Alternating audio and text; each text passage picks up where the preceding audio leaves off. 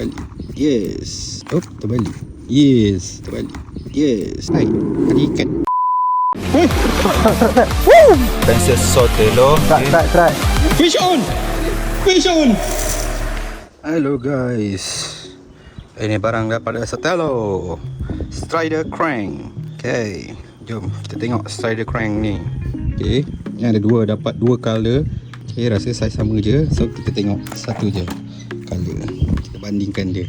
Oh, lain sikit. Alright, macam tu.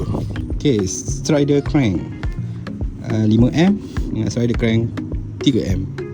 3M ke apa ni Melayu tu Jawi. Tak tahu dah. Okay, Strider crank ni dia lebih kurang baik. Ada ikan. Okay, Strider crank ni dia sama macam Crazy Crank. Dia main bawah juga. Okay, dan dia juga mesti floating. Okay, floating. Dan dia punya depth adalah 3 ke 5 meter ke bawah. Bergantung pada kita punya karau, kelajuan kita karau tu. Ikan yang suka barramundi, mangrove jack ni MJ, barramundi ni siakap dengan sembarau. Wow, sembarau kelah.